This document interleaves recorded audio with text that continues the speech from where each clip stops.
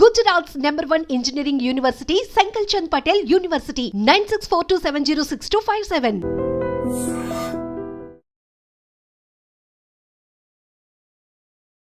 నమస్తే, welcome back to iDream media. నేను మీ ఝాన్సీ. యూఎస్లో మన వాళ్ళ సిచ్యువేషన్ ఎలా ఉంది? అక్కడికి వెళ్ళి పార్ట్ టైం జాబ్స్ చేసుకోవచ్చా? చేసుకుంటే ఎలాంటి జాబ్స్ సజెస్టబుల్? ఈ విషయాలు తెలుసుకుందాం. ప్రస్తుతం అంతా ఉన్నారు ఇమిగ్రేషన్ అడ్వకేట్ పృథ్వీ గారు. నమస్తే సార్. ఎలా ఉన్నారు? ఫైన్ అమ్మా, ఎలా ఉన్నారు ఝాన్సీ? బాగున్నాను సార్. సో లాంగ్ టైం, చాలా డేస్ తర్వాత మనం మళ్ళీ వీడియో చేస్తున్నాము ఆన్ యూఎస్ స్టూడెంట్స్. చాలా అలిగేషన్స్, చాలా మిక్స్డ్ అప్ జరిగిపోయాయి మధ్యలో. స్టూడెంట్స్ అనేవాళ్ళు ఓన్లీ చదువుకోవాలి, ఎక్కడ జాబ్ చేయకూడదు, పార్ట్ టైం చేయకూడదు అని చెప్పి దాంట్లో ఏమైనా సడలింపులు వచ్చాయా? ఒకవేళ పార్ట్ టైం జాబ్ చేయాలనుకున్న వాళ్ళు ఎలాంటి సజెషన్స్ మీరు ఇస్తారు వాళ్ళకి? ఝాన్సీ ఆమె పాజిటివ్ థింకర్, నెగిటివ్గా నేను ఎప్పుడు ఆలోచించాను. అక్కడ సినారే వెరిఫై చేసిన తర్వాత అవుట్ ఆఫ్ మై క్లయింట్స్, అక్కడ ఉండేటువంటి యూనివర్సిటీస్ నుంచి వచ్చేటువంటి స్టూడెంట్స్ కానీ, అక్కడ ఉండేటువంటి మైగ్రేషన్ ఏజెంట్స్ కానీ, నాకు తెలిసిన విషయాల్లో నేను పాజిటివ్గానే వెళ్తాను ఇప్పుడు. ఎందుకంటే నెగిటివ్గా వెళ్తాం వల్ల హైరానా పట్టడం తప్ప ఏముండదు. మనం ఇక్కడ పేరెంట్స్ స్టూడెంట్స్ ఇక్కడ నుంచి పంపిస్తున్నాం. ఇదివరకు అయితే కేవలం ఎంఎస్కి పంపించేవారు, ఇప్పుడు బీటెక్ కూడా పంపుతున్నారు, అంటే డిగ్రీ కోర్సెస్ కూడా పంపుతున్నారు, మాస్టర్స్ అండ్ డిగ్రీ కోర్సెస్ కూడా పంపుతున్నారు. వాళ్ళు ఇక్కడి నుంచి అక్కడికి వెళ్ళిన తర్వాత జనరల్గా మనకి ఇక్కడ స్టూడెంట్స్, నేను రిపీటెడ్గా ప్రీవియస్ వీడియోస్లో కూడా చెప్పాను, నేను ఇక్కడ స్టూడెంట్, ఇప్పుడు బీటెక్ స్టూడెంట్ ఉన్నాడు అనుకుందాం, వాడు ఏం చేస్తాడు? బీటెక్లో క్లాసెస్ అటెండ్ అవుతాడు, క్లాస్ బంక్ కొడితే ఏం చేస్తాడు? సినిమాలకు వెళ్తాడు, లేకపోతే ఇంట్లో కొంచెం చదువుకుంటాడు. మంచి స్టూడెంట్ అయితే చదువుకుంటాడు, లేకపోతే ఏదైనా కోర్సెస్ చేస్తాడు.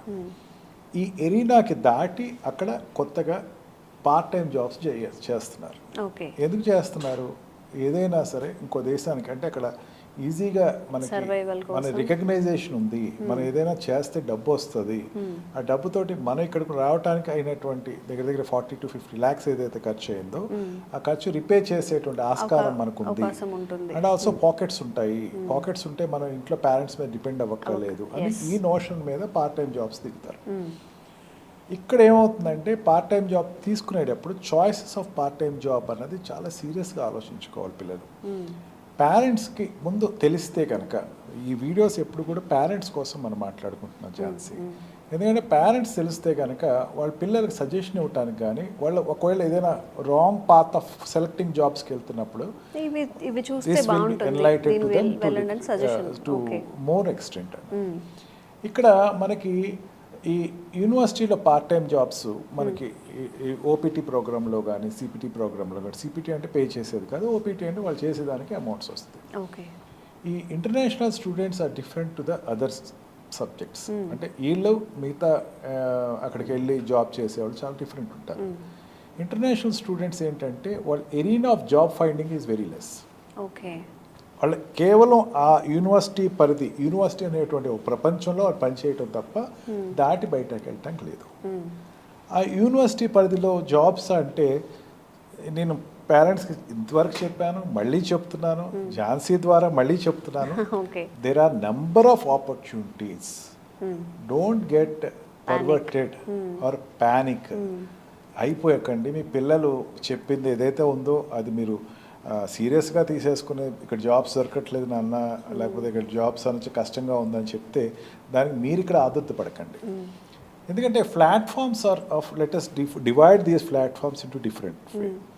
ఫస్ట్ వీళ్ళు ఈ స్టూడెంట్స్కి అక్కడ ఓపీటీలో దొరికేది రీసెర్చ్ అసిస్టెంట్స్లో దొరుకుతుంది జాబ్, అండ్ ట్యూషన్ అసిస్టెంట్స్లో దొరుకుతుంది, అండ్ లెక్చర్ అసిస్టెంట్స్లో దొరుకుతుంది. అంటే బీటెక్ స్టూడెంట్ అనుకోండి, అక్కడ రీసెర్చ్ అసిస్టెంట్స్కి వర్క్ చేస్తారు.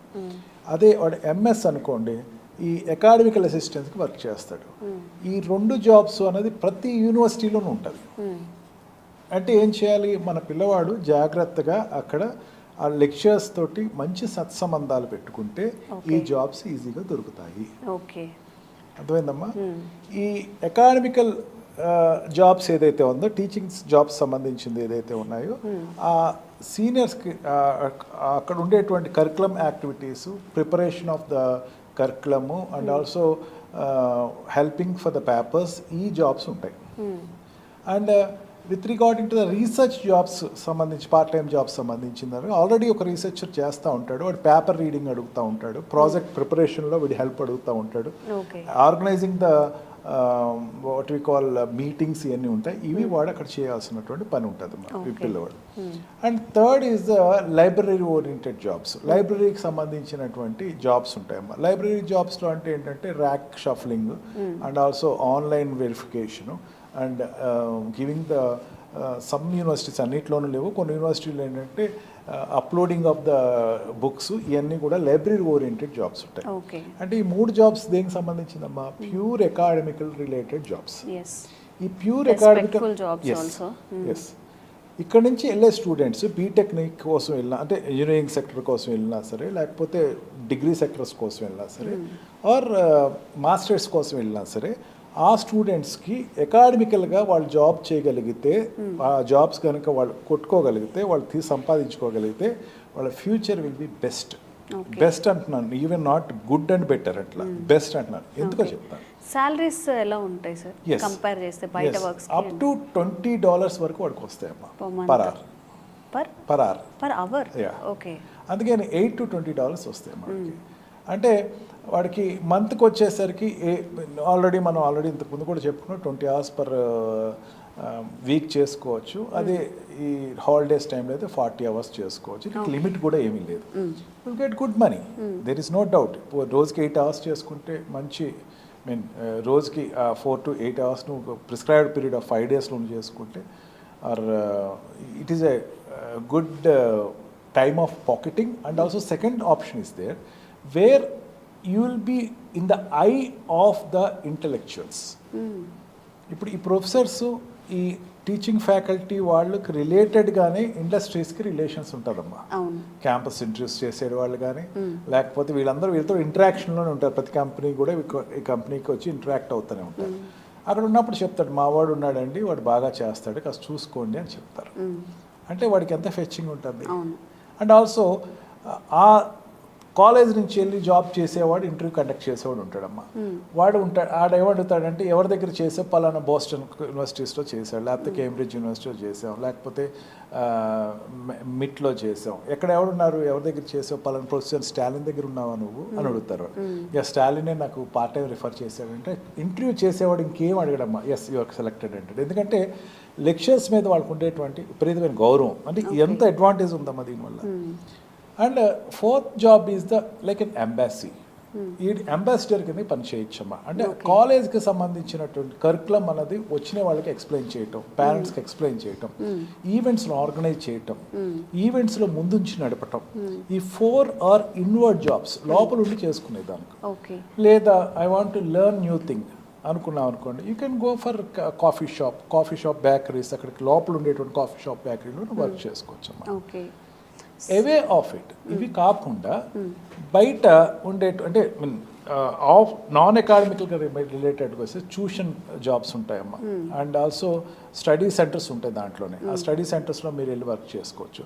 అండ్ ఆల్సో లోపల what we call departmental stores ఉంటాయి, డిపార్ట్మెంటల్ సప్లైస్ ఉంటాయి, ఇవన్నీ కూడా చక్కగా చేసుకోవచ్చు. సార్, ఒక చిన్న డౌట్ ఏంటంటే, ఇప్పుడు మన దగ్గర యూనివర్సిటీస్ ఉన్నప్పుడు ఇండియాలో మనం ఎట్లయితే లోకల్ మన వాళ్ళకి ప్రిఫరెన్స్ ఇస్తామో, అక్కడ కూడా అలాగే జరుగుతుందో? ఏదైనా మీరు చెప్పిన జాబ్స్లో ఫస్ట్ ప్రయారిటీ వాళ్ళకి, తర్వాత మనకు వచ్చే అవకాశం, అలాంటివి ఏమైనా జరుగుతుంటాయా?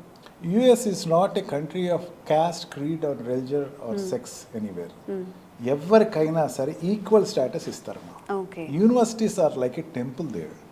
టెంపుల్లో ఏ రకంగా అయితే అందరికీ సమానమైనటువంటి రకమైన ఆపర్చునిటీ ఉంటుందో, what we call to uplift your personality, అక్కడ కూడా అట్లాగే ఉంటుందమ్మా. ఏ లెక్చరరు, టీచరు, ఏ ఫ్యాకల్టీ, ఏ మేనేజ్మెంట్ కూడా వాళ్ళకి వాట్ వి కాల్ మావాడు, he's an white people, he's a black people, he's a brown people, ఈ డిఫరెన్సెస్ అనేది చూపించడం. Because university is a role model. అట్లా కనుక ఒకటి ఏదైనా కామెంట్ వస్తే ఆ యూనివర్సిటీకి బ్యాడ్ నేమ్ అని చాలా జాగ్రత్త పడుతూ ఉంటారు. యూనివర్సిటీ చాలా వెరీ కాన్షియస్గా ఉంటుంది అక్కడ. ఇక్కడ మనకి యూనివర్సిటీస్లో ఉండేటువంటి రాజకీయాలు కానీ, ఇక్కడ ఉండేటువంటి వ్యత్యాసాలు కానీ అక్కడ ఉండవు. అఫ్ కోర్స్ రీసెంట్గా ఒక యూనివర్సిటీ దెర్ ఈజ్ ఏ కొంచెం వాట్ వి కాల్ ఈ పొలిటికల్గా ఇన్వాల్వ్ అయినందుకు కంట్రీ చాలా సీరియస్ స్టెప్స్ తీసుకుంది. ఏం చేసిందంటే అక్కడ ఒక వర్గానికి ఏదో సపోర్ట్ చేసేటువంటి యాసిలేషన్ జరుగుతూ ఉంటే ఇమీడియట్గా దాని మీద ఆ యూనివర్సిటీకి రావాల్సిన ఫండ్స్ అన్ని ఆపేసింది. Country also will concentrate upon the university very seriously. And also, Jansi, we must not forget one thing.